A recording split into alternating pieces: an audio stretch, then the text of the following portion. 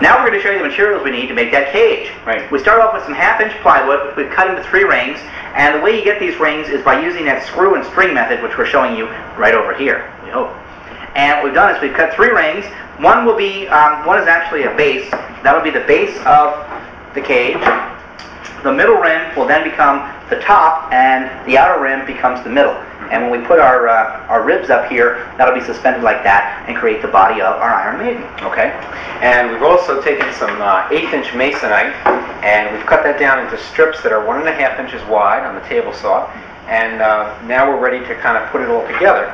And we just take the base like so, and we've divided the base here. And we will divide the base At north, south, east, and west. Right. Then what we do is, that gives us 4 points to place these ribs. Then what we'll do is we'll break this down equally in between. So there'll be a rib here, rib here, rib here, rib here, and vice There'll be versa. 16 ribs total on this cage. And we're just going to screw these on like so. Very carefully. Some of you astute members of the audience may have seen that there was already a hole drilled into this masonite. That's because we had to do this earlier in an earlier tape. But now we're going to flip over and show you some actual live stuff happening, actually live on the video. Okay, here we go. We line this up, Dangerous. and we're being very careful here because the masonite is kind of fragile. Okay. Okay, now we very carefully roll this over. Right. And what we're doing here is just creating the north, south, east, and west points. Oh, west point, it's not far from here. And what we'll do is, that'll give the structure as we begin to put the other rings. Like so. Now this may seem really flimsy at first, but once you get all these ribs on there, it's going to become pretty sturdy. Right. And we're just going to continue on. We'll put a couple. Thank you. We're going to put a couple more of these ribs on, and then we'll be back to put the middle ring in. Put another rib on the body. Right.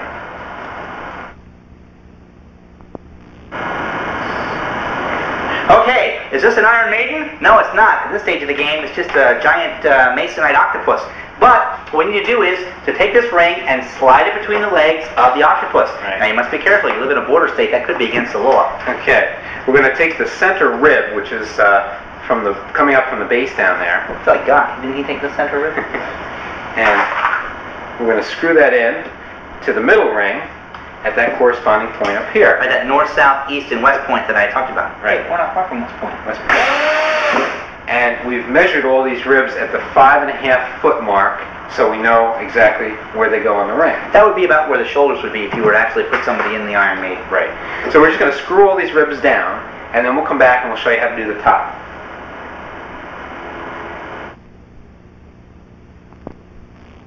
Okay, we're ready to put the top ring on now. Here's the top ring over here. Here it comes now.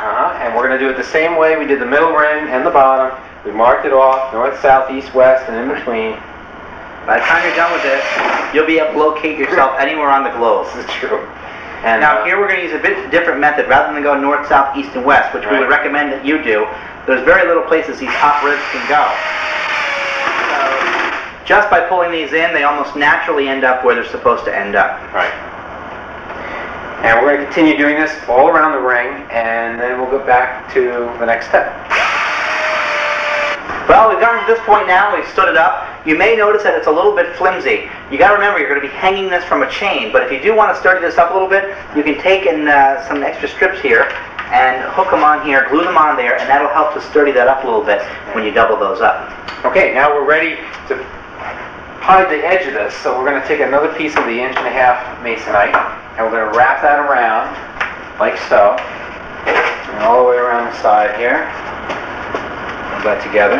And we'll just tack this down, screw it on, and if you want, you can do the same thing to the top and to the bottom plate, and that'll Makes it look a little more sinister. Yeah, Just like giving that.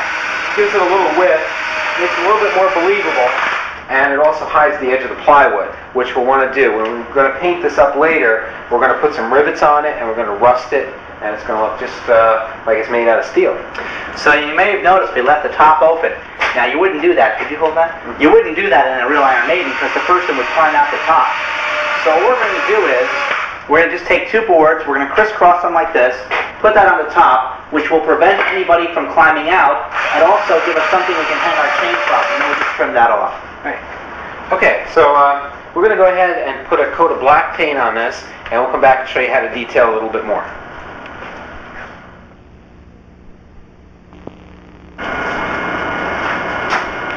Okay, as you see, we've given this a coat of black paint, and that's on the inside and, of course, the outside. Right, be careful because it can get a little bit messy. I had to climb in there to paint that. And now I'm taking some rust-colored paint, and just like the hinge, I'm just dry brushing that on to make it look like this is a little rusty. And I'm taking these little wooden pegs that we used on the door back there to simulate rivets.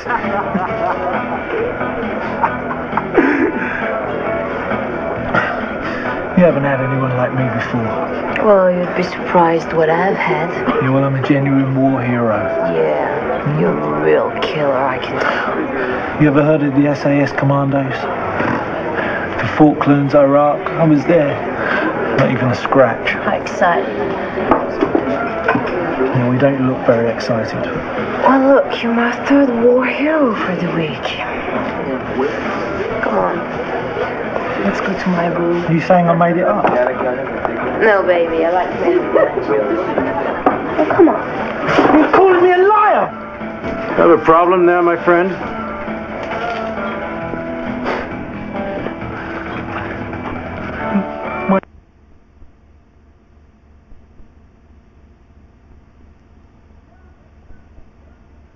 Pay attention, there'll be a quiz on this later on, boys and girls. This time we're talking about sound. If you want great quality sound, like the kind you're hearing now, like the kind you'll be hearing in a moment, then there we are. Then what you want to do is use a car stereo. These run on 12-volt power sources. You can hook an entire cabinet of these together. The other nice thing about them is that you can record on the left and right channel. So you can have a wolf howling over there, or you can have a guy laughing over there, and a girl screaming over there. Or you can have guys laughing at the girl who ought to be screaming over there. Now, oh, there she is. A little quicker next time, guys. The other important thing about this is make sure that the stereo's got auto reverse. That way you can keep these wonderful sounds going over and over and over again. Okay, knock it off. That's enough. Now remember, boys and girls, it's important to use this because you can find these are inexpensive, they'll make great quality sound, and they're probably as close as that car parked out in front of your house. Ooh, so lifelike.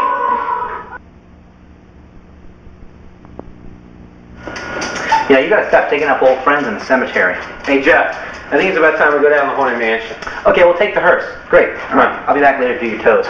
Let me just change into that other shirt I'm wearing in the other scene.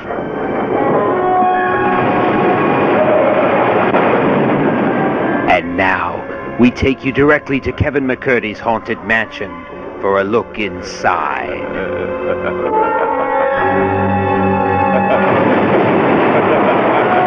Gee, do you think they'll be able to tell it's a miniature? Nah.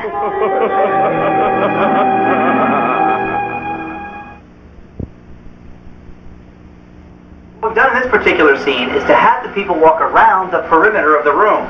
This leaves us plenty of space in the middle that we can put our effect in a little bit later on. Right. We brought the people into this corner first, and we've used one of our perspective tricks in the corner to make it look like the room is deeper than it actually is. What we've done here is we painted all the walls black, and then we painted some of these nondescript trees right onto the wall. Then next we took some 1x2s and we created this gate-like effect here. Right, we dry brushed the gate a little bit. We first painted it black, and we dry brushed it with a little gray paint, and then dressed up the whole set with some vines that you could get at any craft store. Once the right proper lighting is in here, what you'll find out is that this gives a real nice deep effect, making it look like the cemetery goes on for quite some distance back in the back. Right. We've also created this mausoleum facade directly on the wall. We've used the painted stone technique that we showed you earlier, only here it's done as bricks. We've also painted the door directly on the wall and used 1x3 to create some molding to separate the two and give it some depth. We've just painted that again with that same rock technique. Spattering. Here what we have is some gigantic cardboard tubing. What do they call that again? It's called sonotube, and you can get it at lumber yards. It's used for pouring cement footings. In construction.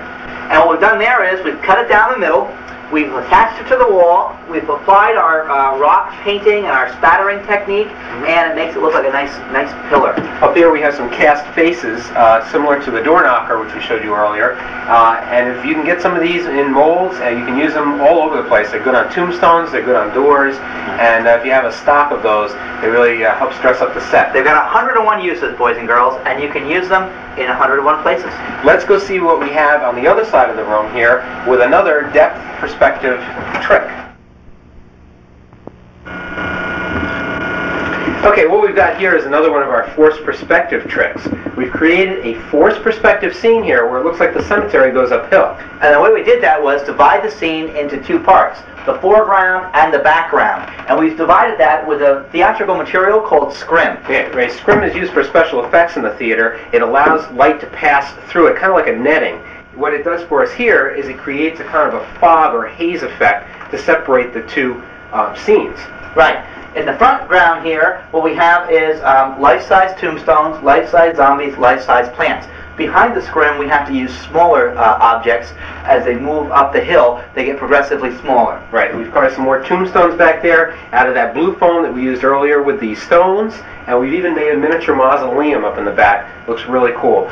We've changed the lighting for this, of course, for the video, but when it's lit properly, it looks really nice. Right. And of course, what cemetery would be complete without a beautiful paper moon up in the background to give it that extra added eerie effect? And why don't we talk a little bit about this fence here? Okay. As the people are going to come around this corner and go down another level, we've created a fence that actually goes uphill. So that'll make them feel like they're actually going down further than they really are. And once again, all we've done is use the 1x2 furring strips. We've made it into a gate type effect. We've added some inexpensive vines you can pick up at a hobby stop. Right, and up here we've gone to the nursery and we found some little plastic fence that had these ornate things on the top, and we've cut them off and screwed them onto our fence over here to detail that up a little bit more. And it adds a nice look. Again, you're not seeing it in the actual lighting. When it's a little bit darker, you can't even tell that these are one-dimensional plastic and that that's wood. So what we're going to do now is go take a look at another room of the haunted house, and let's see how we use some joint compound to make some bricks and some stonework. Great.